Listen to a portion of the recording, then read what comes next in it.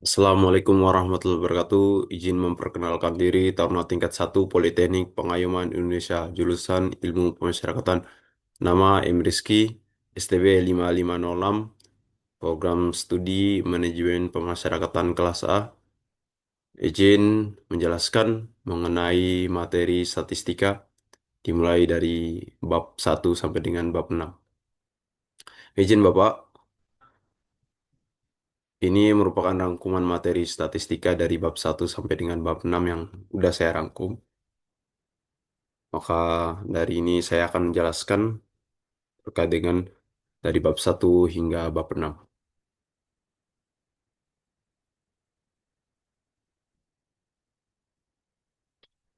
Dimulai dari bab 1 membahas tentang bagaimana pengertian statistika. Pengertian statistika secara etimologis, istilah statistik berasal dari bahasa Yunani status atau bahasa Inggrisnya state yang berarti negara. Pada awalnya, statistik diartikan sebagai kumpulan bahan keterangan data, baik kuantitatif, angka maupun kualitatif, bukan angka. Yang penting bukan suatu negara. Dalam bahasa Inggris, statistik merujuk pada ilmu, sedangkan statistik merujuk pada kumpulan angka yang tersusun lebih dari satu angka. Menurut Kamus Besar Bahasa Indonesia, statistika adalah ilmu, sementara statistik adalah kumpulan angka yang tersusun lebih dari satu angka. Adapun jenis-jenis statistika di sini, yang pertama yang kita bahas dalam berbagai buku dan jurnal dapat dijumpai macam atau jenis statistika sesuai dengan bidang penggunaannya. Di antaranya seperti statistika ekonomi, statistika pendidikan, statistika psikologi, dan statistika pertanian. Secara garis besar pun, jenis-jenis statistika dapat digolongkan dalam hal sebagai berikut. Yang pertama, berdasarkan orientasi pembahasan. Statistika dapat dibedakan menjadi statistika matematis atau kita sebut sebagai mathematical statistik dan statistika terapan atau yang disebut dengan applied statistik. Statistik matematis yaitu statistik teoritik lebih berorientasi pada pemahaman model dan penurunan konsep serta rumus-rumus statistika secara matematis dan juga teoritis. Misalnya seperti model dan penurunan konsep serta rumus-rumus dalam analisis regresi, statistik uji, galat, dan lain-lain. Sementara itu, statistik terapan lebih berorientasi pada pemahaman dan teknik statistik serta penggunaan atau terapannya dalam berbagai ilmu pengetahuan. Yang kemudian yang kedua berdasarkan jumlah variabel terikat. Statistik dapat dibedakan menjadi statistika univariat dan statistika multivariat. Teknik analitis yang melibatkan hanya satu variabel terikat termasuk dalam statistika univariat. Sedangkan yang melibatkan lebih dari satu variabel terkait disebut dengan multivariat. Adapun yang ketiga berdasarkan asumsi mengenai distribusi populasi data yang dianalisis. Statistika dapat dibedakan menjadi statistika parametrik dan non-parametrik. Statistika parametrik adalah statistika yang didasarkan pada model distribusi normal, sementara itu statistika non-parametrik adalah statistika dengan teknik-teknik yang tidak didasarkan pada model distribusi normal atau bebas distribusi.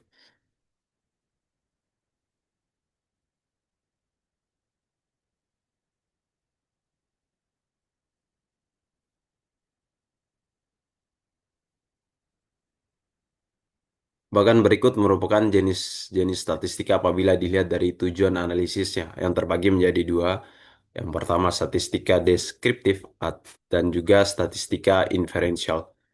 Di mana statistika memang dibagi menjadi dua, yaitu statistika deskriptif yang dimana materinya yaitu penyajian data, kemudian ukuran pemusatan, ukuran penyebaran, deret berkala, peramalan, dan sebagainya. Yang kemudian pada statistika inferensial, di mana materinya yaitu metode sampling yang akan kita bahas pada bab selanjutnya, di dari bab 4. di bab 3 dan juga bab 4 yang kemudian teori pendugaan, probabilitas, statistik non-parametrik, pengujian hipotesis, regresi dan korelasi.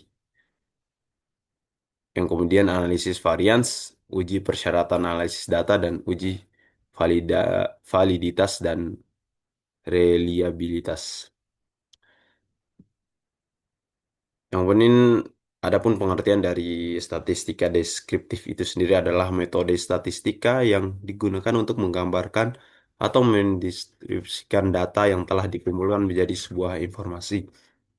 Kemudian statistika inferensial atau induktif adalah metode yang digunakan untuk mengetahui tentang sebuah populasi berdasarkan satu sampel atau contoh dengan menganalisis dan menginterpretasikan data menjadi sebuah kesimpulan.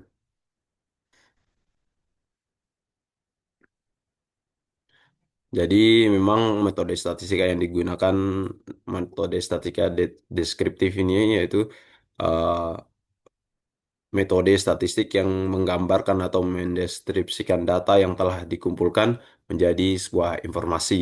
Contohnya seperti data sensus yang telah kita peroleh dari masyarakat, yang kemudian kita mengubahnya menjadi sebuah informasi. Kita memperoleh data dari data tersebut seperti itu. Kemudian adapun pembagian data. Di sini data merupakan suatu istilah untuk berbentuk jamak, sedangkan dantum adalah bentuk tunggal. Sementara itu, pengertian data adalah keterangan atau ilustrasi mengenai suatu hal atau suatu yang diketahui yang didapat dari hasil pengamatan. Data terbagi menjadi empat. Yang pertama, data terbagi berdasarkan pada sifatnya. Kedua, data berdasarkan pada sumbernya. Dan yang ketiga, data berdasarkan pada cara memperoleh. Dan yang terakhir adalah data menurut waktunya. Di sini bisa kita lihat dalam slide. Nah, data menurut sifat, data menurut sumber, menurut cara memperoleh, dan menurut waktu pengumpulannya. Data menurut sifatnya, yaitu data bisa dibagi pun menjadi dua. Yang pertama, kualitatif dan kuantitatif. Kemudian data kuantitatif terbagi menjadi dua, jadi data discrete dan juga data continue. Bisa kita lihat di slide di mana data kualitatif yaitu memiliki cabang seperti memiliki contoh seperti data seperti jenis kelamin, warna kesayangan, kemudian asal suku. Kemudian pada data kuantitatif kita bisa lihat data discrete, di mana data discrete ini memiliki contoh seperti jumlah mobil, jumlah staf, jumlah TV, dan sebagainya. Dan yang selanjutnya, data continue. Data continue ini adalah data yang dapat berubah-ubah, seperti apa, berat badan, jarak kota, luas rumah, dan sebagainya. Karena mengingat jarak tersebut ataupun berat badan tersebut bisa berubah-ubah sewaktu-waktu.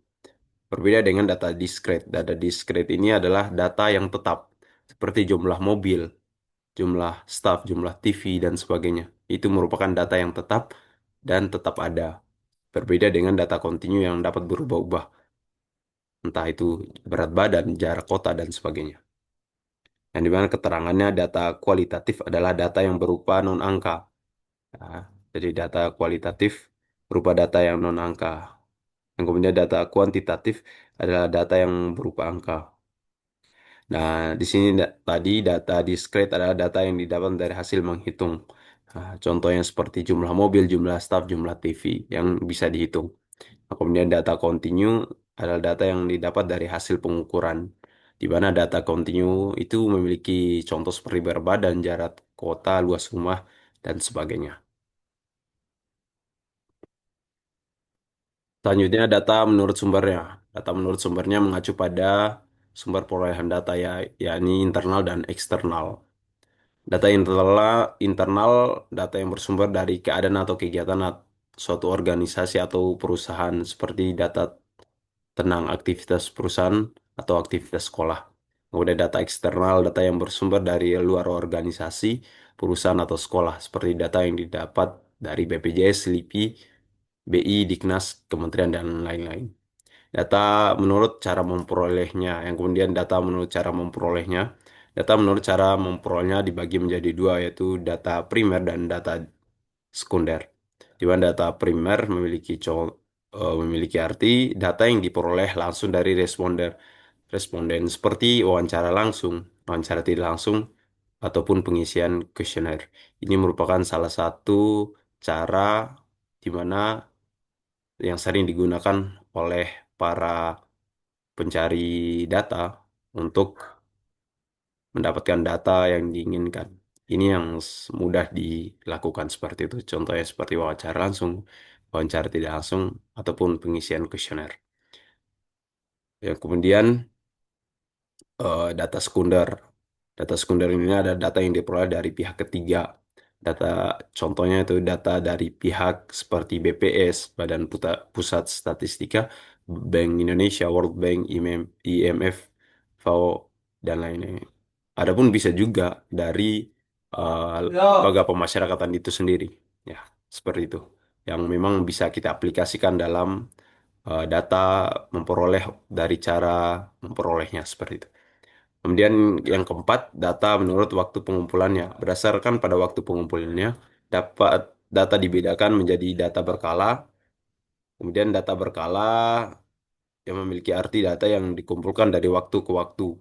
Tujuannya adalah untuk menggambarkan perkembangan suatu kegiatan dari waktu ke waktu. Contohnya data perkembangan penjualan produk selama 5 tahun. Dan data ini sering disebut data historis.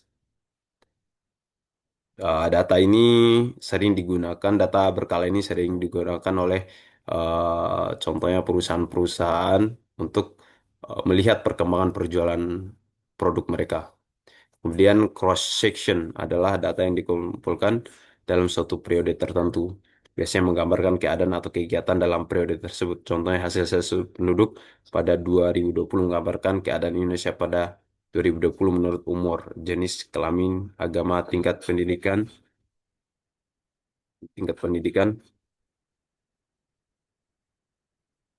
dan juga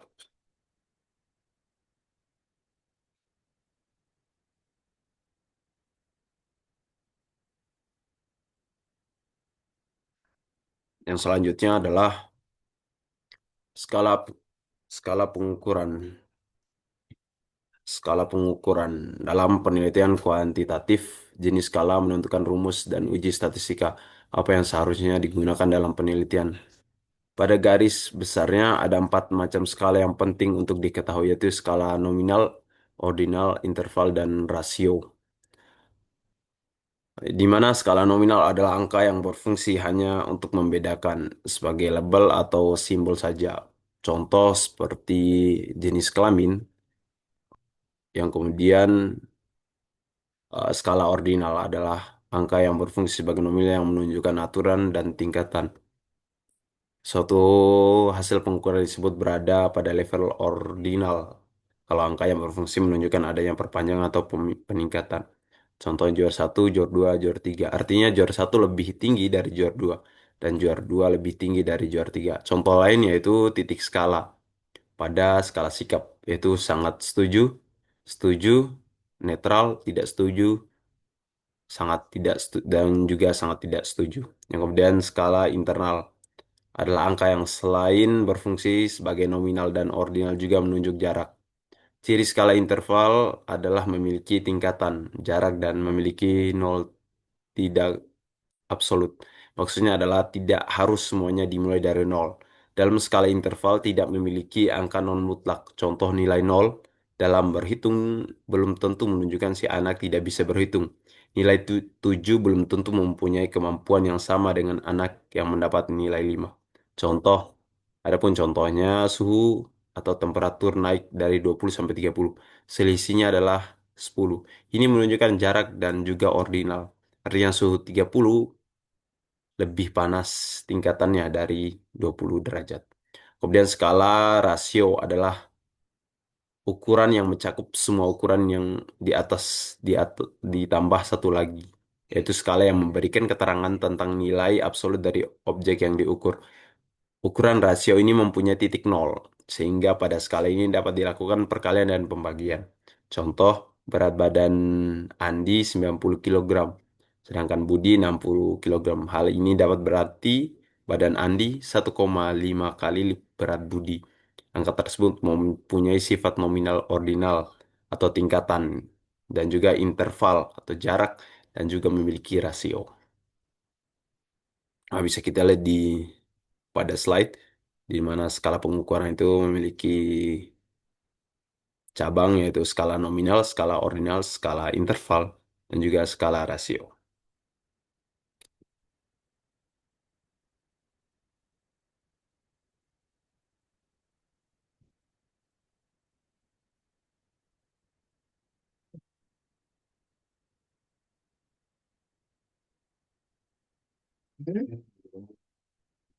Di sini selanjutnya kita akan membahas tentang manfaat statistika itu sendiri.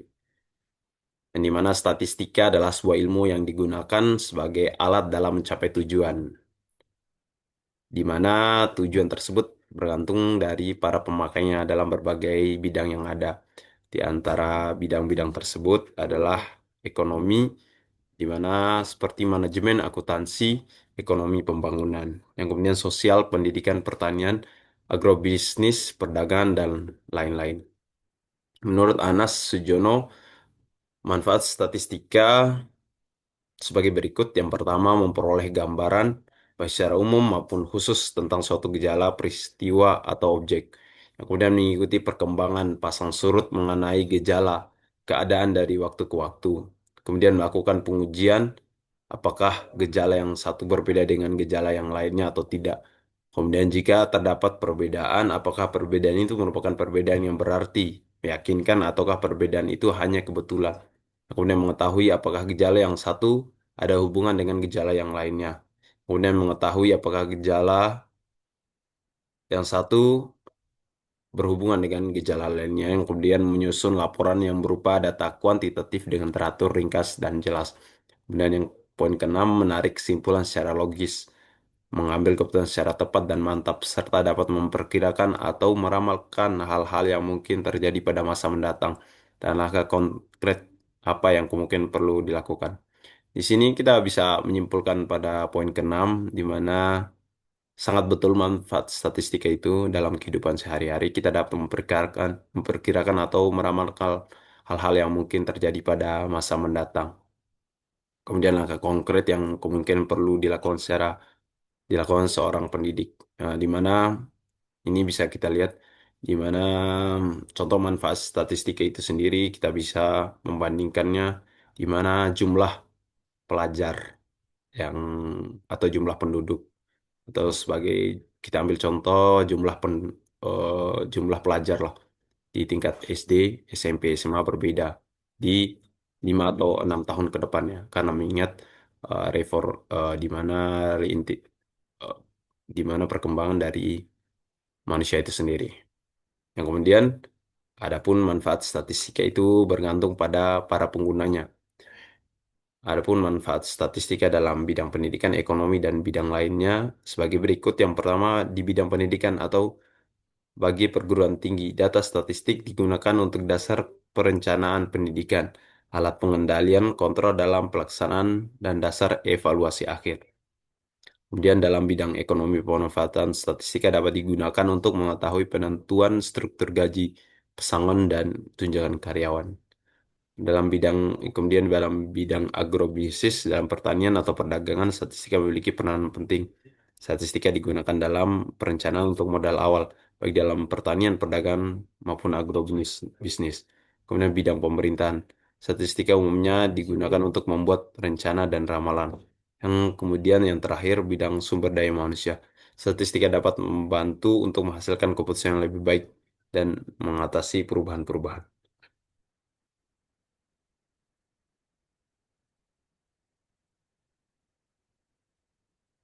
Sekarang kita akan masuk pada bab kedua yang bertema pengumpulan data dan penyajian data. Di mana data statistik yang diharapkan adalah data yang dapat dipercaya dan tepat waktu. Untuk mencapai tujuan tertentu, pengumpulan data harus baik dan mencakup seluruh unit yang menjadi objek penelitian. Mengumpulkan data berarti mencatat peristiwa, karakteristik, elemen, nilai suatu variabel, Kemudian hasil pencatatan ini menghasilkan data mentah yang kegunaannya masih terbatas. Oleh karena itu, data tersebut harus diolah terlebih dahulu. Yang pertama, ada tujuan pengumpulan data yaitu mengetahui sesuatu atau menjelaskan kebenaran terhadap suatu masalah yang sedang diteliti. Data yang dikumpulkan bersifat kualitatif dan kuantitatif, seperti yang kita bahas sebelumnya. Dan cara pengumpulan data dapat dilakukan melalui tes atau notes. Akan tetapi, apabila data tersebut sudah ada, maka kita tidak memerlukan instrumen yaitu tes dan notes. Notes. Kemudian adapun keterangan. Yang pertama tes kemampuan, tes potensi akademik, TPA, tes IQ, dan juga tes bakat. Yang selanjutnya tes hasil belajar, nilai raport, nilai ulangan, nilai indeks prestasi. Kemudian angket atau kuesioner yang diisi oleh responden yang merupakan data faktual. Dan juga wawancara terbagi dalam terstruktur dan tidak terstruktur. Wawancara terstruktur adalah wawancara yang disiapkan pilihan jawabannya bisa dilakukan secara tertulis.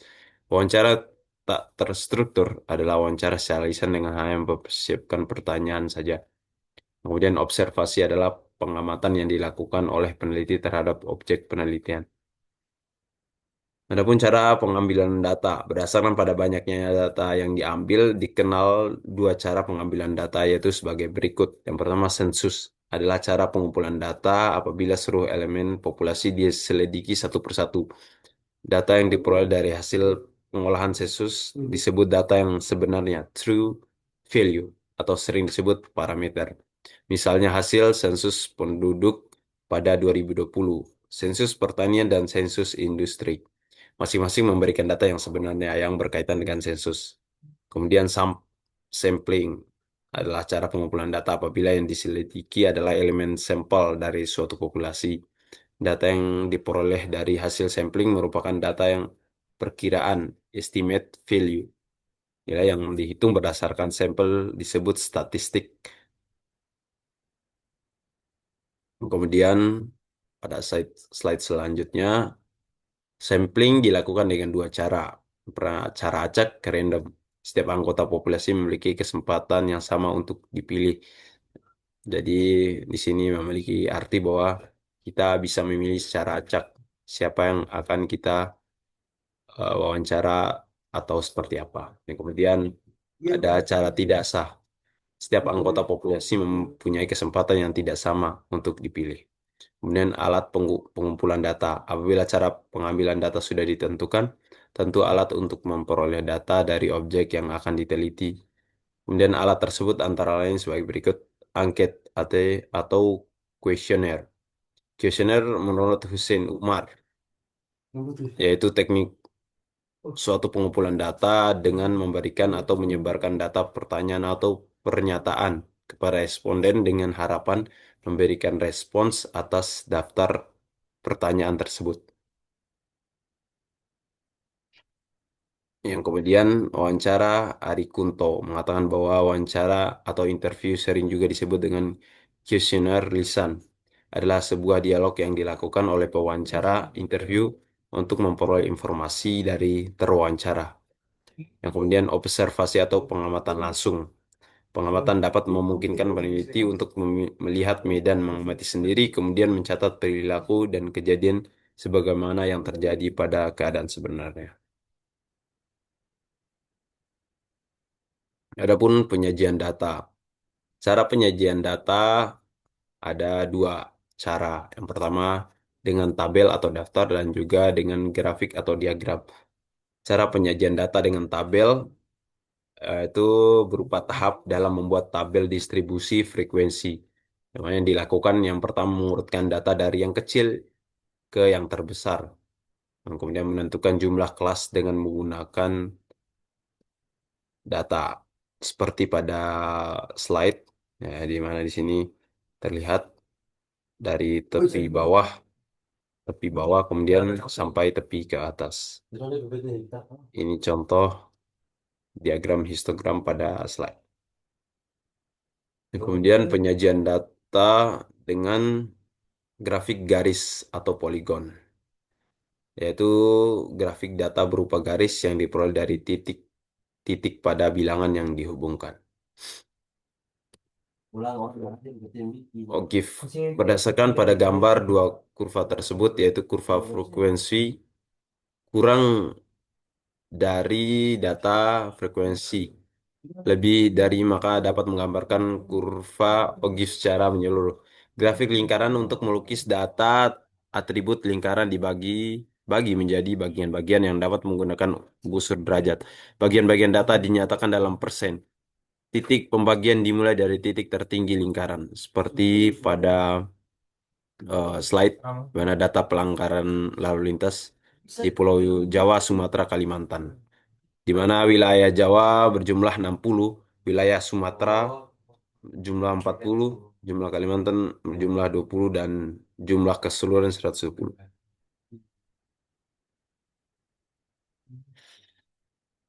Sekarang kita akan masuk pada bab ketiga, yaitu ukuran pemusatan data. Kemudian dibagi menjadi dua, yaitu rata-rata hitung untuk data yang dikelompokkan dan rata-rata hitung untuk data yang belum dikelompokkan. Kemudian under group data, yaitu rata-rata data yang belum dikelompokkan. Rumus untuk data populasi ini bisa kita lihat di slide, di mana X digunakan untuk mencari rata-rata, dan juga sigma X digunakan untuk mencari jumlah keseluruhan nilai populasi, di mana nilai N eh, memiliki arti sebagai banyaknya data dalam populasi.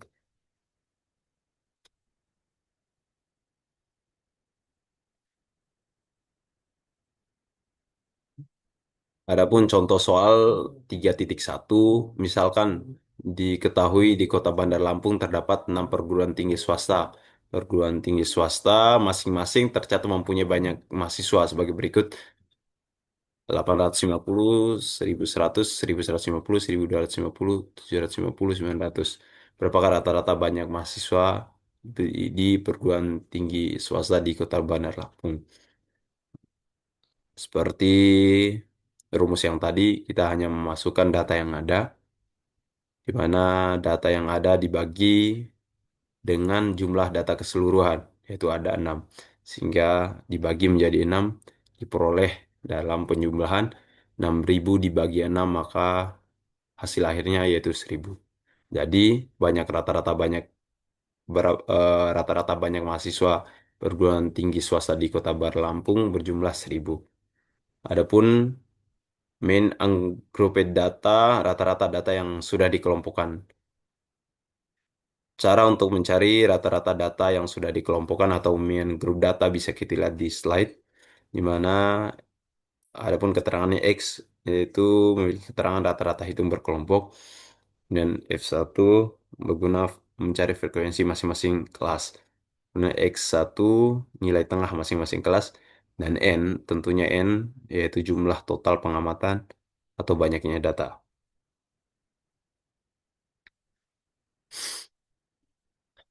Ini ada contoh soal di mana langkah 1 kita diarahkan mencari nilai tengah dengan cara menjumlahkan nilai interval lalu dibagi 2. Kemudian langkah kedua yaitu mengalihkan nilai frekuensi dengan nilai tengah.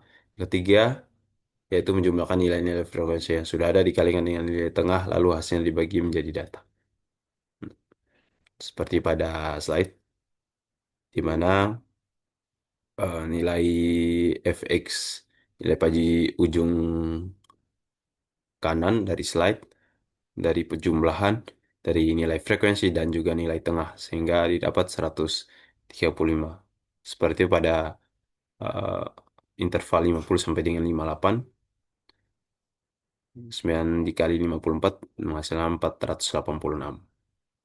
Seperti itu, dan juga jumlah dari frekuensi itu sendiri yaitu 60, jumlahkan nilai frekuensinya sehingga pada nilai F dikali X1 jumlah 4194, sehingga dimasukkan pada rumus jumlah nilai dari fx perkalian dari frekuensi dan juga nilai tengah 4194 dibagi 60 jumlah dari frekuensi sehingga menghasilkan 69,9 atau dibulatkan menjadi 70.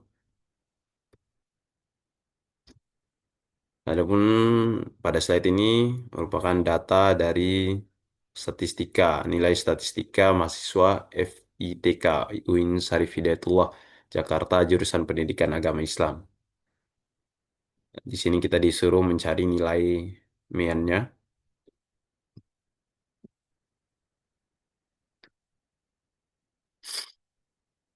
Masuk pada median adalah nilai pusat yang terletak di tengah-tengah kumpulan data. Jika kelompok data tersebut diurutkan mulai dari yang terkecil X sampai dengan nilai terbesar X. Ada juga yang mengatakan bahwa median adalah nilai yang membagi data menjadi dua bagian yaitu yang sama besar, median grup data, median untuk data yang sudah dikelompokkan, sama halnya dengan median data ungrouped untuk mencari median data yang sudah dikelompokkan. Langkah pertama adalah mencari letak median berada, lalu setelah itu mencari beberapa nilai mediannya. Adapun rumus untuk mencari letak median yaitu N dibagi 2, lalu mencari nilai mediannya dengan rumus MD ataupun ini disebut dengan median untuk cari TB tepi bawah kelas median dan di FMD frekuensi kelas median juga interval dan juga letak median frekuensi kumulatif sebelum kelas median. Bisa kita lihat pada slide. Adapun contoh soalnya ada kelas 1, 2, 3, 4, 5, 6, 7 yang memiliki interval 41, 4 sampai dengan 49. Yang kemudian 50 dikurang sampai dengan 58 yang memiliki frekuensi 9.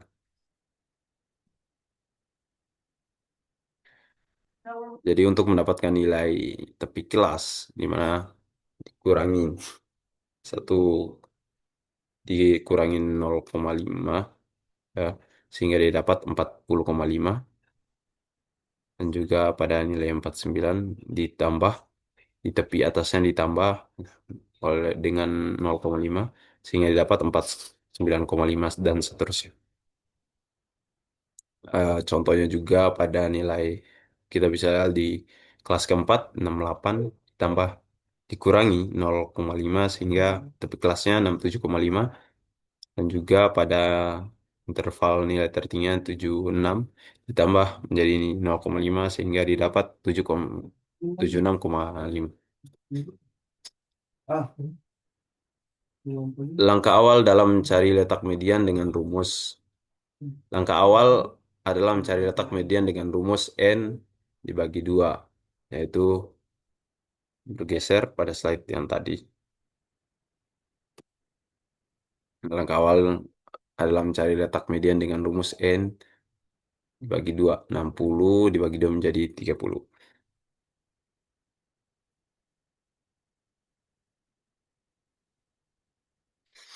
Nah, di sini langkah langkah 1 untuk mencari nilai tengah dengan jumlahkan nilai interval lalu dibagi menjadi 2. Yang kemudian sudah kita lakukan yaitu pada slide. Kemudian langkah kedua yaitu mengalihkan nilai frekuensi dengan nilai tengah.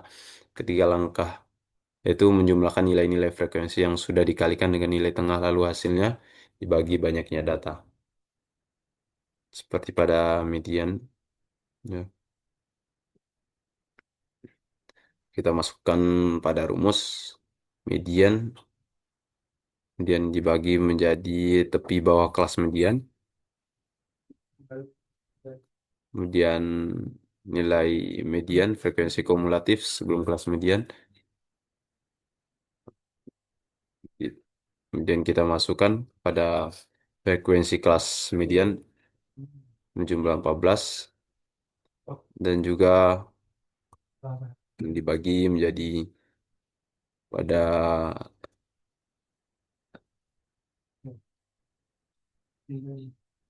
nilai di interval dari kelas intervalnya berjumlah 8. Maka dari itu kita taruh nilai 8. Sehingga didapat hasil 675,5 tambah 30 kurang 28. Kemudian dibagi 14 dikali 8 sehingga hasilnya 68,64. Adapun modus.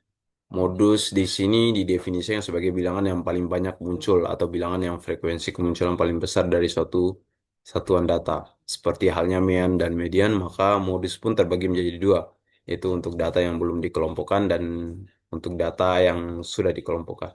Yang pertama, modus ungrouped data untuk data belum terkelompok. Ya, nilai modus adalah nilai dengan frekuensi terbanyak. Kemudian yang kedua modus grouped data. Langkah awal yaitu mencari letak modus dengan cara melihat kelas yang memiliki frekuensi yang terbanyak. Maka dicari kelas tersebut letak modus. Setelah mengetahui letak modus, barulah kita akan mencari nilai modus dengan rumus.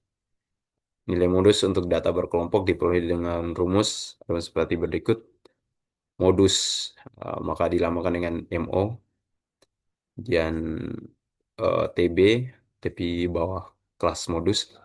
D1. Nah, nilai yang akan kita cari yaitu selisih frekuensi kelas modus dengan frekuensi kelas sebelumnya. D1 bagi D1 plus D2 dikali I interval ya. Dan contoh, adapun contoh pada slide, contoh soal 3.5 berdasarkan data contoh soal 3.2 yang kita cari tadi. Maka carilah nilai modus dari data tersebut. Langkah awal mencari modus adalah dengan melihat kelas yang memiliki frekuensi terbanyak. Dengan demikian, bisa diketahui bahwa kelas ketiga merupakan kelas yang frekuensinya paling banyak yaitu 16. Ya, nilai kelas nilai pada kelas ketiga merupakan nilai frekuensi dengan nilai banyak yang memiliki frekuensi 16 seperti pada eh, slide yang bisa kita lihat. Di mana seperti pada contoh sebelumnya didapat tipik kelas di mana jumlah tepik bawah dikurangi 0,5, kemudian pada tepi atasnya ditambah 0,5, sehingga didapat 58,5 dan juga 67,5. Jumlah dari frekuensi itu sendiri yaitu 60. Selanjutnya fokus untuk melihat kelas 3, selanjutnya fokus untuk melihat kelas ketiga saja dan masukkan data dengan rumus ya seperti pada slide yang tadi. Kita balik ya topik bawah kelas modus yang yang di mana 58,5 karena 59 dikurangi 0,5 sehingga didapat 58,5 juga ditambah dengan D1-nya 7 dikali 8 yaitu jarak interval dari 59 ke 67 sehingga didapat hasil 64,72. Sekarang kita akan membahas tentang bab 4 yaitu ukuran letak data. Ukuran letak data adalah ukuran yang menunjukkan pada bagian mana data tersebut terletak dan pada suatu data yang sudah diurutkan. Ukuran data meliputi kuartil, desil, dan persentil. Kuartil anggrope data yaitu langkah untuk mencari kuartil adalah dengan mencari di mana letak kuartilnya. Setelah itu baru mencari nilai dari kuartil tersebut. Rumus mencari letak kuartil anggrope data dilambangkan dengan Q. Ya, kuartil dilambangkan dengan Q, mana Q N plus 1 dibagi 4. Untuk data yang belum dikelompokkan, langkah awal adalah mengurutkan data tersebut dari yang terendah sampai tertinggi. Selanjutnya mencari letak kuartil berdasarkan pada rumus tersebut. Adapun contoh soal 4.1 berikut adalah data nilai matematika dari 11 orang siswa. Data dari data tersebut carilah nilai Q1, Q2, dan Q3. Nah, diinstruksikan kita mencari nilai kuartil data, nilai kuartil 1, kuartil 2, dan kuartil 3. Bisa kita lihat pada slide. Mencari nilai Q1, yaitu langkah pertama, mencari data yang terkecil sampai terbesar. Kemudian langkah kedua, mencari letak kuartil dengan rumus letak kuartil. Seperti pada contoh pada awal, kuartil satu yaitu kuartil masukkan pada rumus N plus satu dibagi 4. Karena nilai Q1-nya, kenapa di sini bisa nilai 1? Karena memang yang kita cari adalah nilai Q1, sehingga dilambangkan dengan ditaruh pada slide 1.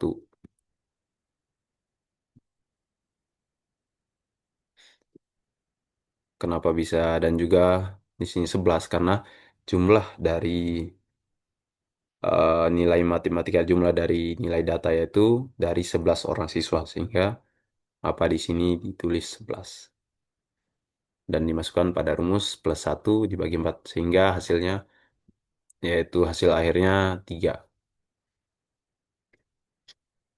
Adapun letak kuartil untuk Q1 adalah di data ketiga seperti tampilan berikut, yaitu pada nilai 48.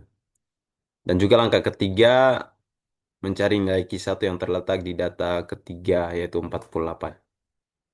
Seperti itu.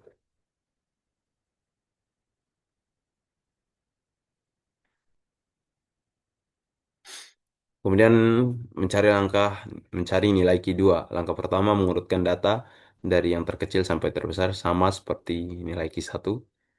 Kemudian mencari letak kuartil dengan rumus letak kuartil sama dimasukkan pada rumus. Di sini 2 karena kita akan mencari nilai Q2. Sehingga berbeda, yang menjadi perbedaan di sini hanya nilai kuartil satu dan kuartil 2.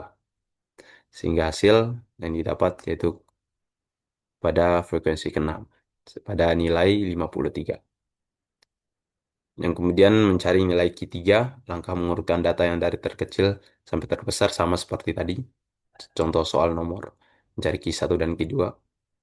Di sini perbedaan juga pada Q3. Kita memasukkan nilai 3 di sini karena kita akan mencari nilai kuartil 3. Sehingga 11 tambah 1 menjadi 12 dibagi 4 menjadi, dan juga dikali 3 menjadi 9. Hasil akhirnya pada nilai kuartil 3 yang terletak di data ke-9 yaitu 61.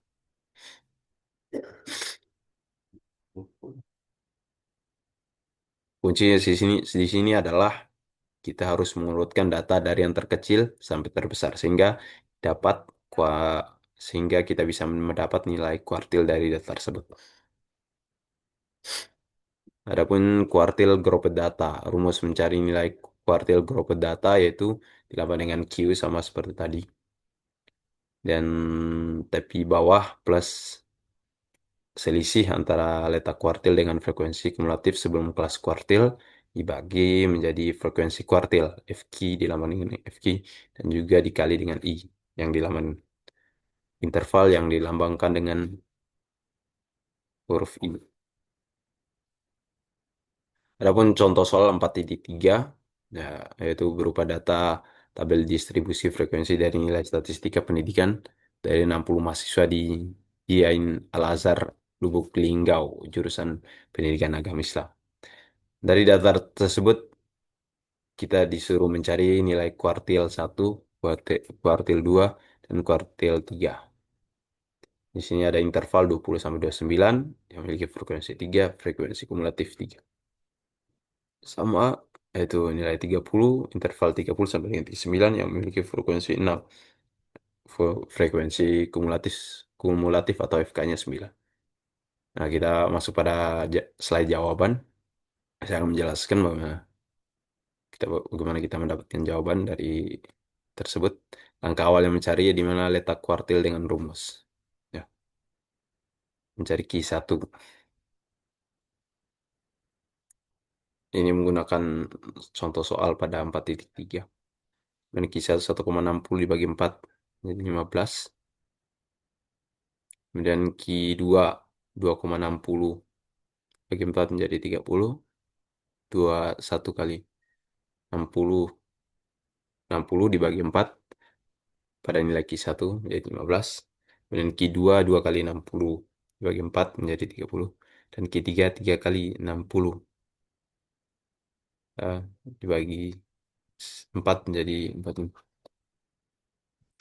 Di mana nilai 4 nilai 60 itu sendiri yaitu jumlah atau nilai tertinggi dari frekuensi kumulatif.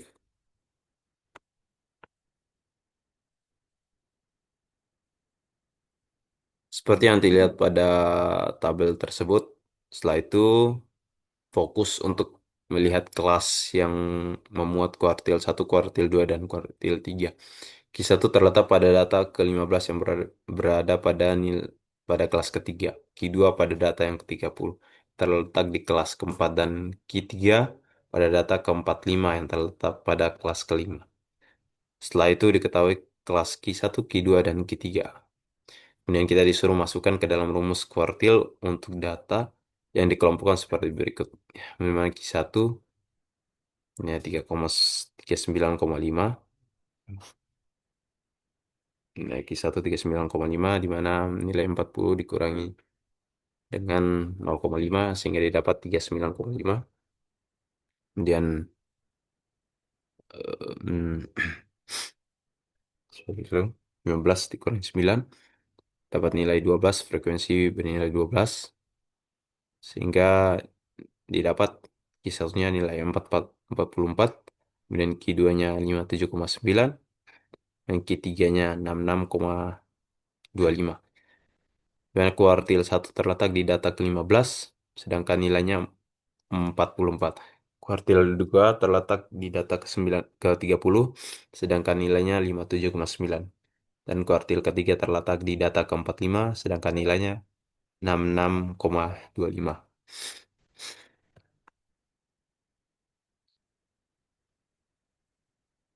Sekarang kita akan membahas tentang desil. Tadi kuartil, sekarang desil, di mana lambang dari desil sendiri D. Jadi 9 buah titik desil yang dimaksud terletak di titik D1, D2 sampai dengan D9, di mana rumus mencari letak desil Angkor data ada pada slide D, kemudian D kecil, di mana N plus 1. Nilai N itu sendiri adalah banyaknya data, kemudian dibagi 10. Itu adalah mencari letak desil. Kemudian rumus mencari letak desilnya ada pada slide, yaitu D sama dengan TB. TB itu tepi bawah kelas.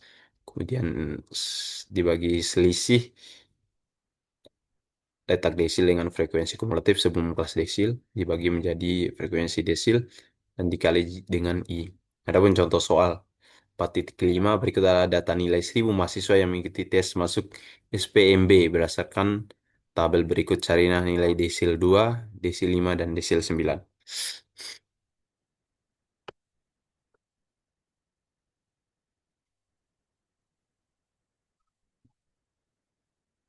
Langkah yang pertama itu menentukan letak desil dengan rumus. Ya, seperti pada nilai yang kita cari D2.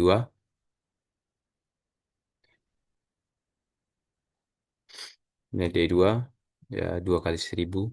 Nah, mengapa di sini 1.000? Karena jumlah dari frekuensinya 1.000. Yang kita cari adalah nilai desil 2, sehingga 2 dikali, kita masukkan pada rumus 2 kali 1.000 eh, dibagi dengan 10, sehingga didapat jumlahnya 200. Kemudian di sini kita bisa lihat kesalahan dari slide. Harusnya di sini D5. Harusnya di sini D5. Nah, sehingga 5 kali 1.000 bagi 10 jadi 500. Sama seperti D9. 9 kali 1.000 dibagi 10 dan hasilnya 900. Nah, kita masukkan pada nilai frekuensi. Dan juga sekarang ada pengembangan di mana kita mencari tepi bawah kelas. Ya, kemudian frekuensi kumulatifnya.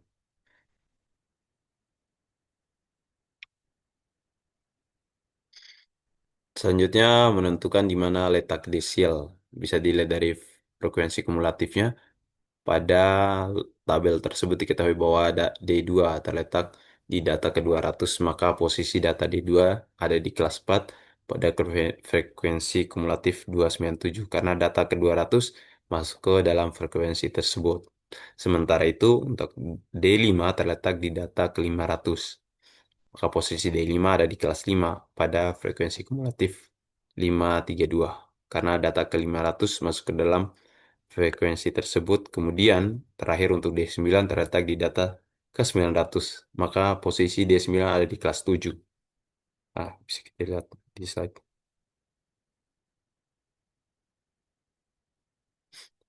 Seperti ini, kelas 9. Ya. Langkah kedua yaitu mencari nilai D5, D, D2, D5, dan D9 dengan rumus berikut. D2, ya, TB dibagi S, frekuensi desil dikali dengan intervalnya. Dimasukkan pada rumus 29,5. Ini dapat dikurangi 200, ya, 200 kurang 99 bagi 198 dikali 10 sehingga didapat 34,6. D5 dimasukkan pada rumus juga seperti pada slide sebelumnya. Nah, tepi bawah kelas kenapa bisa berubah menjadi 39,5 karena merupakan tepi bawah kelas kurangi dengan 0,5 sehingga dimasukkan nilainya 500 kurang 297 dibagi 235 dikali 10 sehingga hasilnya 48,1. Dan D9 TB-nya tepi bawah dari desilnya dan dibagi S per frekuensi desil dan juga dikali interval. Masukkan 59,5 nilai tepi bawahnya. 900 kemudian 813 dikurang 113 dikali 10 sehingga didapat 67,2. Yang selanjutnya rumus mencari letak persentil adalah sebagai berikut. P sama dengan persentil juga ini nilai dan juga plus 1 bagi 100.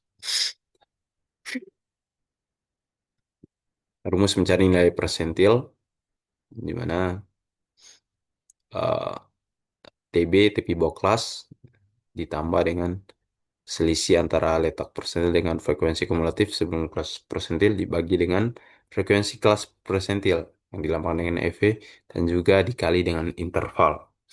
Adapun di sini kita akan membahas contoh soal 4.7 yang di mana data umur orang seorang dosen dan karyawan di Universitas Islam Anur Lampung. Dari data tersebut, kita diarahkan mencari nilai P25, P50, dan P75.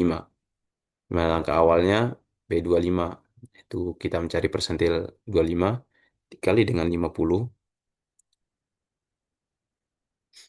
dikali dengan 50, di, kemudian dibagi 100, sehingga didapat 12,5. Sama seperti halnya 425, persentil 25, persentil 50 sama seperti persentil 25. 50 dikali 50 bagi 100 sehingga menghasilkan 25 dan nilai persentil 75. 75 kali 50 dibagi 100 sehingga didapat 37,5. Pada kelas frekuensi pun pada slide kita melihat pada kelas 1 terdapat nilai dari persentil 25 yang menjumlah 12,5. Sama pada persentil 50 juga terdapat pada kelas kedua yang intervalnya 24 sampai 31 yang memiliki frekuensi di 17 dan juga frekuensi kumulatifnya berjumlah 27. Dan juga di persentil 75 terdapat di kelas 4 di mana intervalnya 40 sampai 47, ini frekuensinya 10 dan juga frekuensi kumulatifnya 44. Setelah diketahui kelas 4 persentil 25, persentil 50, dan 75, masukkan ke dalam rumus kuartil data yang sebelumnya. Untuk data yang dikelompokkan sebagai berikut. Karena 425 dan juga 450 memiliki di kelas yang sama sehingga nilainya 23,5. Masukkan pada rumus 12,5 dikurang 10 dibagi 17 dikali 7 sehingga 25. Sama seperti persentil 50 juga seperti pada slide. Nilai kelas tepi bawah kelas 23,5 bagi 25 dibagi dikurangi 10 dibagi 17 dikali 7 ini hasilnya 30. dan juga sama seperti persentil 75, di mana 39,5 nilai tepi bawahnya.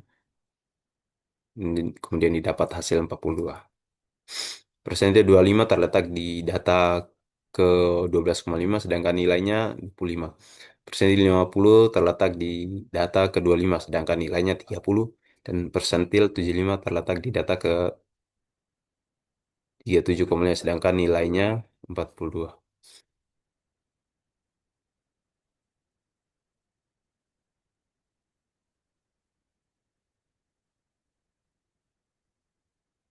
Yang selanjutnya kita akan masuk pada bab kelima yang dimana memiliki judul ukuran penyebaran data.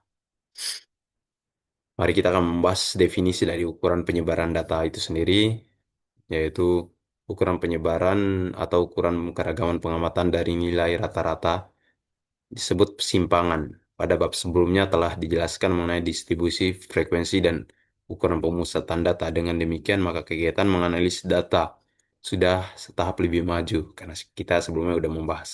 Namun demikian, suatu hal yang harus diingat adalah kegiatan menganalisis data statistik dengan hanya mengetahui distribusi, frekuensi, dan nilai rata-rata saja dipandang belum cukup atau tajam atau teliti, sebab masih terdapat hal yang berada di luar jangkauan pengetahuan seorang peneliti, yaitu belum dapat diketahui ukuran penyebarannya atau dispersi data sebenarnya. Nah, di sini kita akan membahas tentang jangkauan atau range. Adalah ukuran penyebaran yang paling sederhana. Range diartikan sebagai jangkauan atau rentan nilai, yaitu selisih antara data terbesar dan data terkecil dengan menggunakan range dalam singkat. Dapat diperoleh gambaran umum mengenai luas penyebaran data sedang kita hadapi. Jarak atau range yaitu nilai terbesar sampai dengan nilai terkecil. Adapun rata-rata deviasi atau mean deviation, di mana rata-rata hitung dari nilai mutlak deviasi antara nilai data pengamatan dengan nilai rataan hitung. Untuk rata-rata deviasi dibagi menjadi dua, yaitu rata-rata untuk data yang tidak dikelompokkan dan rata-rata untuk data yang dikelompokkan. Seperti pada slide yang kita lihat, untuk mencari ungrouped data dan juga grouped data, di mana ya MD itu disingkat dengan mean deviation, sehingga di sini disebut dengan dilambangkan dengan MD. Kemudian sigma seperti pada data di mana keterangan X yaitu rata-rata hitung, F dilambangkan dengan frekuensi, X yaitu untuk data ungrouped, X adalah nilai dari data tersebut, sedangkan untuk data berkelompok yaitu grup atau dilambangkan dengan XI adalah nilai tengah masing-masing kelas, dan N jumlah total pengamatan atau banyaknya data. Kemudian contoh soal, yang membahas salah satu contoh soal yang ada di slide.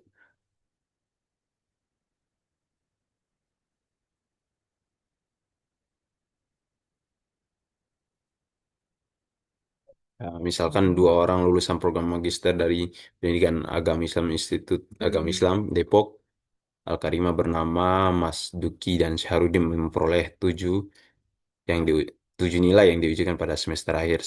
Ya, pada seperti dari data tersebut bisa dicari nilai-nilai rata-rata deviasi. Dan adapun jawabannya, langkah awal dari mencari nilai rata-rata deviasi adalah dengan mencari nilai rata-rata hitung atau mean dari data tersebut, yaitu dengan menjumlah semua data lalu dibagi dengan banyaknya data. Ya, di sini banyaknya data kan 7, sehingga dibagi ya itu 73, 78, 60, 70, 62, 80 dan 67 ya, dibagi menjadi 7 karena banyaknya data. Kemudian langkah berikutnya adalah mengurangi nilai X dengan nilai rata-rata. Selanjutnya menghilangkan nilai minus dengan tanda mutlak. Dan selanjutnya langkah terakhir ada membagi hasil. Seperti pada slide, dimasukkan pada rumus nilai 42.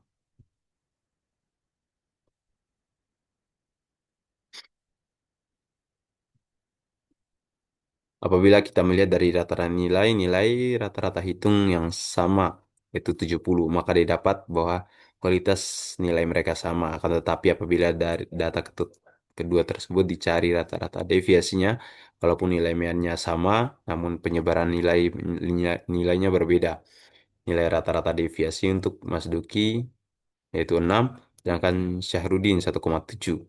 Karena median dari Syahrudin lebih kecil daripada Mas Duki.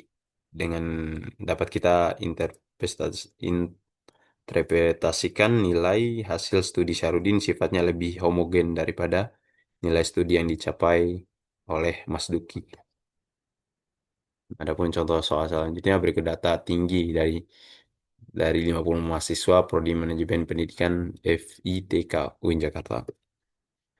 Nah, adapun penjelasannya di sini ya tersebut adalah mahasiswa MP yang dikelompokkan karena memiliki interval frekuensi lebih dari satu. Jadi rumus yang dirumuskan adalah untuk data kelompok. Untuk mencari mediannya,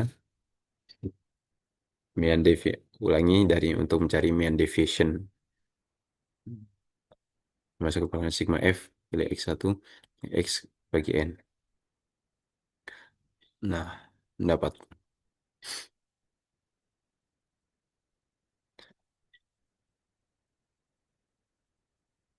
Nah, pada rumus, di mana frekuensinya dikali 16,5 didapat 1993 F, frekuensi dikali dengan XI yang didapat hasil tersebut. Nah, di sini saya akan menjelaskan kenapa bisa didapat nilai 11,52 ini. Di mana, ya, seperti pada rumus, nilai 165,5 ya, dikurang dengan nilai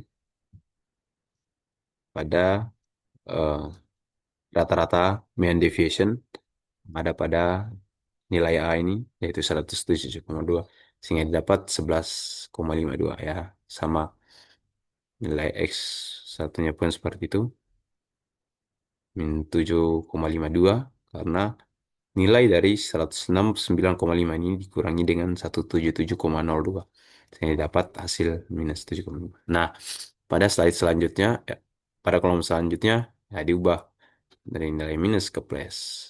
Diubah ya, sehingga masuk pada kolom selanjutnya nilai frekuensi 6 ini dikali dengan 11,08 sehingga didapat hasil 69,12 sama dengan frekuensi 7 kali dengan eh, nilai di kolom 7,58 sehingga didapat 52,64 sehingga hasilnya itu 2999,84.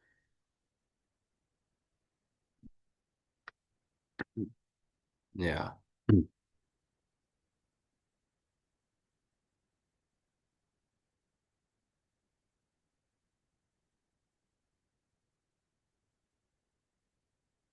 Aku mencari nilai rata-rata hitung ya, ya, untuk mencari nilai X1 tadi, X sigma. Ya, selanjutnya adalah mengurangkan nilai X dengan nilai rata-rata X. Adapun nilai X didapat dari menjumlahkan interval dan membaginya menjadi dua. Ya, nah di sini nilai akhirnya itu deviation membagi hasil dengan banyaknya data atau N.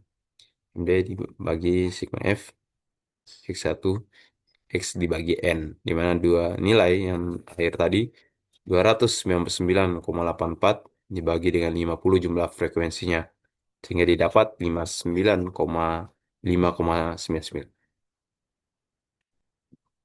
Sekarang variansi adalah sebuah ukuran penyebaran yang menunjukkan standar penyimpangan atau deviasi data terhadap nilai-nilai ratanya. Varians adalah rata-rata hitung, deviasi, atau selisih kuadrat setiap data terhadap rata-rata hitungnya. Variansi Varians dibagi menjadi dua, yaitu rata-rata untuk data yang tidak dikelompokkan dan rata-rata untuk data yang dikelompokkan.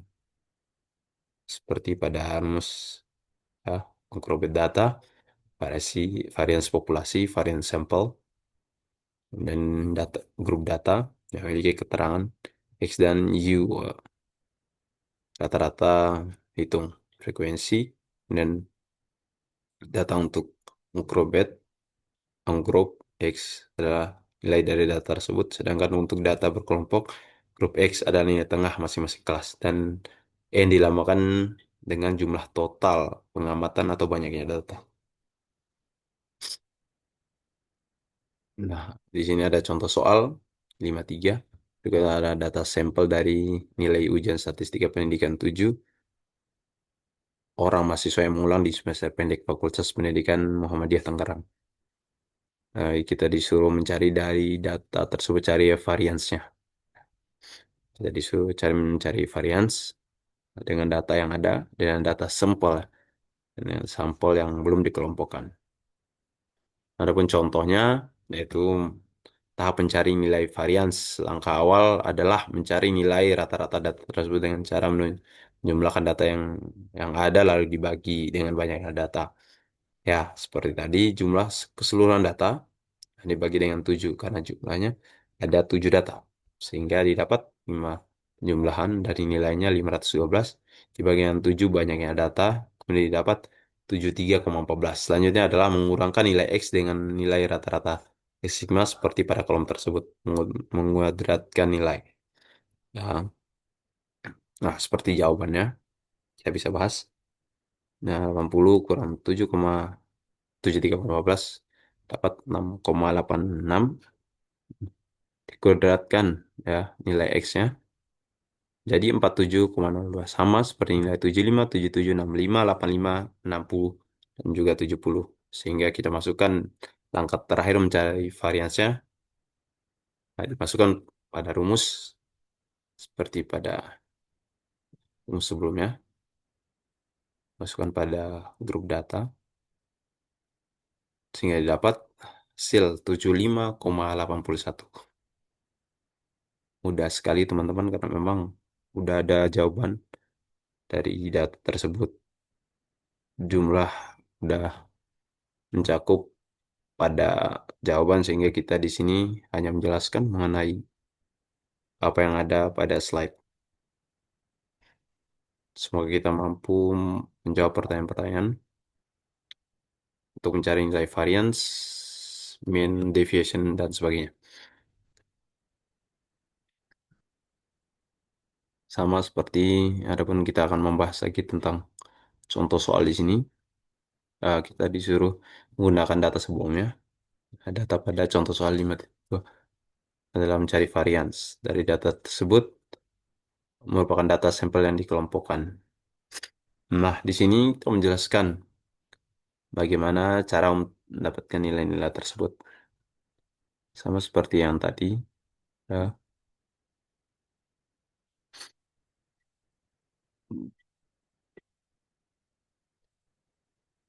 di mana jumlah frekuensinya yaitu 50, frekuensi dikali dengan XI yaitu 6 kali 1 6,5 didapat. Ya, seperti data yang kita dapat sebelumnya kan tadi.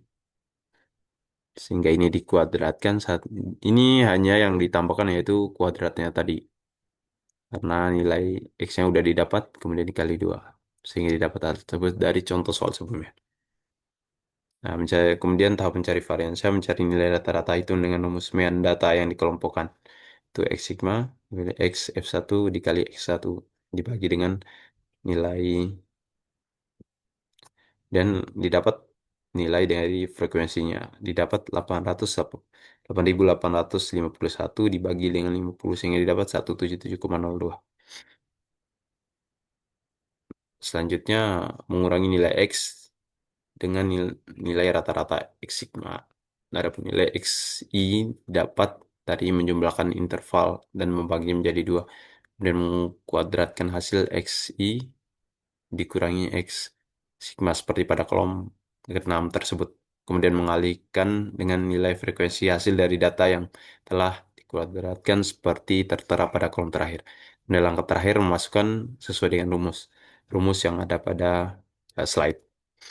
Seperti ini dari jumlah dari yang telah kita kuadratkan tadi dibagi dengan nilai frekuensinya 50 kurangi dengan satu, itu pada udah tertera pada rumus, kemudian didapat hasil 53,97.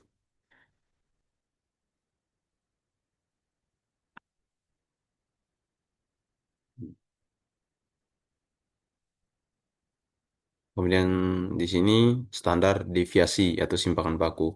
Sama halnya dengan varians, maka standar deviasi adalah sebuah ukuran penyebaran yang menunjukkan penyimpangan atau deviasi, menunjukkan standar penyimpangan atau deviasi data terhadap nilai rata-ratanya. Standar deviasi digunakan untuk membandingkan penyebaran atau penyimpangan dua kelompok atau lebih apabila standar deviasinya kecil. Hal tersebut menunjukkan nilai sampel dan populasi berkumpul atau mengkelompok di sekitar nilai rata-ratanya. Nilainya hampir sama dengan nilai rata-ratanya, kita dapat menyimpulkan bahwa setiap anggota sampel atau populasi memiliki kesamaan atau homogen.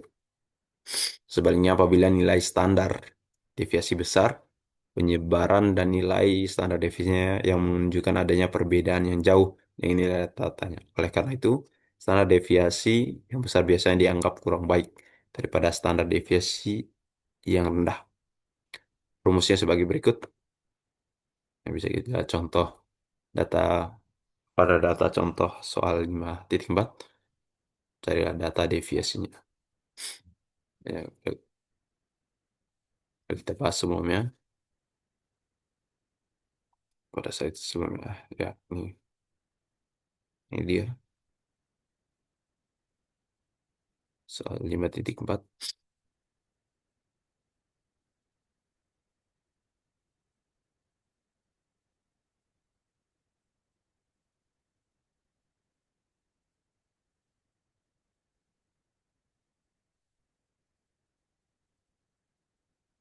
Yang, yang memiliki kesalahan di sini yaitu nilai hasil akhirnya ini berbeda dengan nilai pada hasil 5.4. Ini merupakan kesalahan dari memang dari buku. Ya, bisa kita perbaiki. Ini merupakan bab kelima. Kita akan beralih ke bab 6, di mana yang membahas tentang populasi dan sampling.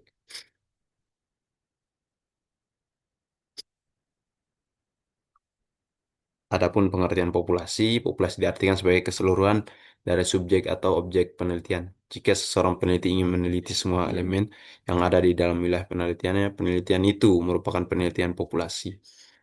Pengkelompokan populasi, yaitu populasi terhingga. Itu ukuran populasi yang berapapun besarnya tetapi masih bisa dihitung. Misalnya populasi guru di suatu sekolah.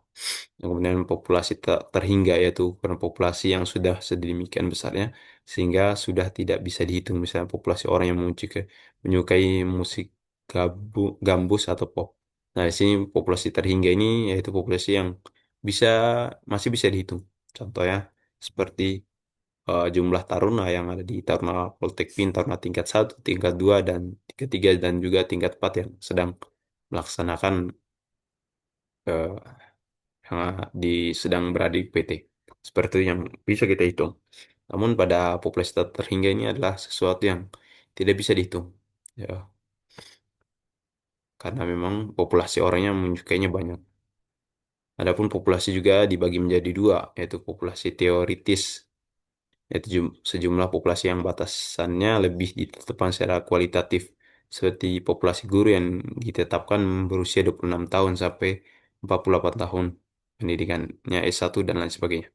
Kemudian populasi yang tersedia yaitu jumlah populasi yang syarat kuantitatif bisa dinyatakan dengan tegas dan tepat. Contohnya sebanyak 300 guru atau pendidik di Kota Bandar Lampung terdiri atas guru yang memiliki karakteristik yang sesuai dengan populasi teori teoritis yang telah ditetapkan.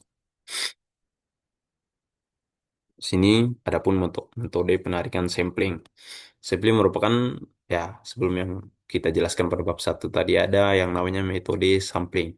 Metode sampling di sini merupakan bagian populasi penelitian yang digunakan untuk memperkirakan hasil dari suatu penelitian. Sampling is the process of selection of observation yaitu di mana arti sampling adalah sebuah proses seleksi dari observasi. Proses seleksi yang dimaksud di sini adalah proses untuk mendapatkan sampel. Proses yang digunakan untuk mendapatkan sampel bisa juga disebut dengan metode penarikan sampling. Teknik sampling adalah cara untuk menentukan sampel yang jumlahnya sesuai dengan ukuran sampling yang akan dijadikan sumber data sebenarnya dengan memperhatikan sifat dan penyebaran populasi agar diperoleh sampel yang representatif. Nah, di sini ada tujuan sampling. Populasi terlalu banyak atau jangkauannya terlalu luas sehingga tidak memungkinkan dilakukan pengambilan data pada seluruh populasi. Yang kemudian keterbatasan peneliti dari segi tenaga, waktu, dan biaya. Kemudian adanya asumsi bahwa seluruh populasi seragam sehingga bisa diwakili oleh sampling. Nah, kemudian langkah pengambilan sampling mendefinisikan populasi yang akan diamati, kemudian menentukan kerangka sampling dan kumpulan semua peristiwa yang mungkin, kemudian menentukan teknik atau metode sampling yang tepat, dan melakukan pengambilan sampling, pengumpulan data. Masalahnya, masalah yang dihadapi dalam sampling. Nah, ternyata sampling juga memiliki masalah. Untuk pertama, bagaimana proses pengambilan sampling, dan juga kemudian berapa banyak unit analisis yang diambil. Cara pengambilannya sampling bermacam-macam tergantung jenis penelitian yang akan dilakukan. Secara garis besar, metode pengambilan sampling terdiri dari dua kelas besar sebagai berikut. Yang pertama, probability sampling, yaitu yang kita sebut tadi random sampling. Nah, itu digunakan dengan random. Yang kemudian non probability sampling, yaitu non-random sample. Kedua jenis tersebut terdiri atas pengambilan secara acak dan pengambilan sampling tidak acak seperti pada gambar 6.3 ya. Probability sampling merupakan metode pengambilan sampel secara random atau acak. Dengan cara pengambilan sampel ini, seluruh anggota populasi diasumsikan memiliki kesempatan yang sama untuk terpilih menjadi sampel penelitian. Ya, sama. Contoh, kita mengambil apa ya, jumlah taruna yang berbadan overweight. Nah, itu bisa kita lihat di probability sampling. Nah, metode ini untuk mencari sampel. Cara bisa juga secara acak ya. Kita memilih kenapa dia bisa overweight ataupun underweight seperti itu. Nah, di sini probability sampling, pengambilan data secara acak udah kita bahas. Dengan cara pengambilan sampel ini, seluruh anggota memiliki kesempatan ya. Kemudian berbeda dengan eh, simple random sampling, ya, di mana teknik penarikan sampai menggunakan cara ini memberikan kesempatan yang sama bagi setiap anggota populasi untuk menjadi sampel penelitian. Nah, ini menggunakan simple random sampling. Kemudian sampling sistematis adalah metode sampling probabilitas di mana elemen dipilih dari populasi target dengan memilih titik awal acak dan memiliki anggota lain setelah interval sampling tetap. Interval pengambilan sampling dihitung dengan membagi seluruh ukuran populasi dengan ukuran sampling yang diinginkan. Nah, di sini kekurangan sampling sistematis dan keuntungan sampling sistematis yang akan dibahas. Yang pertama, kekurangannya dulu ya, di mana sampling sistematis hanya dapat diterapkan jika daftar populasi lengkap tersedia. Dan jika ada pola periodik dalam data aset, sampel akan bias. Kemudian jika peserta studi menyimpulkan interval sampling, ini dapat bias populasi karena non peserta akan berbeda dari peserta penelitian. Kemudian keuntungan sampling sistematis ketika dilakukan dengan benar, metode ini akan mendekati hasil sampling acak sederhana. Kemudian sampling sistematis adalah biaya dan waktunya efisien. Ini merupakan aspek penting dari sampling sistematis yang membuatnya dapat diterapkan dalam banyak situasi. Nah, selanjutnya sampling sistematis secara efektif cocok dalam pengumpulan data dari kasus-kasus penyebaran secara geografis yang tidak memerlukan kontak tatap muka. Langkah untuk membentuk sampel menggunakan teknik sampling secara sistematis. Pertama, penelitian yang bertanggung jawab harus mencari ukuran yang ideal dari sampel, yaitu berapa banyak orang dari seluruh populasi untuk memilih menjadi bagian dari sampel. Yang kemudian kunci hasil yang tepat. Masuk akal dalam praktis adalah ukuran sampel yang lebih besar. Kemudian setelah jumlah ukuran sampel diputuskan, sebuah nomor harus ditetapkan untuk masing-masing dan setiap anggota sampel. Dan yang terakhir yaitu interval dari sampel ini perlu diputuskan yang akan menjadi jarak standar antar elemen. Sampling acak berstrata, stratified random sampling. Sampling acak berstrata adalah suatu populasi dibagi menjadi subkelompok yang disebut strata. Yang sampling dipilih dari masing-masing strata yang disebut stratum. Metode pengambilan sampel acak berstrata mengambil sampling berdasarkan tingkat tertentu. Misalnya penelitian mengenai motivasi kerja pada manajer tingkat atas, manajer tingkat menengah, dan manajer tingkat bawah. Nah, selanjutnya pengambilan sampling acak berdasarkan area. Cluster sampling adalah teknik sampling secara berkelompok. Populasi dibagi menjadi cluster-cluster atau kelompok menggunakan batas geografis atau batas-batas lainnya. Kemudian dipilih cluster secara acak dan sampling dikumulasi secara acak pula dari tiap-tiap cluster. Teknik pengambilan sampling acak bertingkat multi-stage sampling yang memiliki keuntungan biaya dan kecepatan yang survei dapat dilakukan. Kemudian untuk menentukan sampling survei, kemudian biasanya lebih akurat daripada cluster sampling untuk ukuran sampling yang sama. Nah, kekurangannya di sini tidak seakurat SRS, Simple Random Sampling yang kita bahas sebelumnya, jika sampling memiliki ukuran yang sama. Kemudian penggunaan lebih sulit untuk dilakukan. Asalnya non-probability sampling adalah teknik penanganan sampel yang tidak memberi peluang atau kesempatan yang sama bagi setiap unsur atau anggota populasi untuk dipilih sebagai sampling. Nah, kemudian purposive sampling adalah penarikan sampling dengan pertimbangan tertentu. Pertimbangan tersebut didasarkan pada kepentingan atau tujuan penelitian. Metode ini menggunakan kriteria yang telah dipilih oleh peneliti dalam memilih sampling. Kriteria pemilihan sampling terbagi menjadi kriteria inklusif dan eksklusif.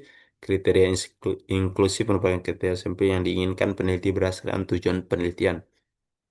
Sementara itu, kriteria inklusif merupakan kriteria khusus yang menyebabkan calon responden yang memenuhi kriteria inklusif harus dikeluarkan dari kelompok. Adapun kuota sampling, teknik ini digunakan apabila anggota sampling pada suatu tingkat dipilih dengan jumlah tertentu atau kuota dengan ciri-ciri tertentu. Sebagai contoh, jemaah haji yang berangkat ke Tanah Suci sudah diberi jatah atau kuota oleh Persatuan Haji Indonesia bekerjasama dengan pemerintah Arab Saudi yang sebanyak 2.500 orang haji dari populasi 25 juta jiwa penduduk Indonesia. Artinya satu orang calon haji mewakili 1.000 orang penduduk. Yang kemudian adapun teknik sampling jauh. Teknik sampling jauh adalah teknik penentuan sampling yang menjadikan semua anggota populasi sebagai sampling dengan syarat populasi yang ada kurang dari 30 orang. Dan yang selanjutnya, pengambilan sampling acak berdasarkan area cluster random sampling. Cluster sampling adalah teknik sampling secara berkelompok. Populasi dibagi menjadi cluster-cluster atau kelompok menggunakan batas geografis atau batas-batas lainnya. Kemudian dipilih cluster secara acak dan sampling dikumpul secara acak pula pada tiap-tiap cluster. Sekian pemaparan dari saya. Mohon izin arahan dan bimbingannya Bapak. Wassalamualaikum warahmatullahi wabarakatuh.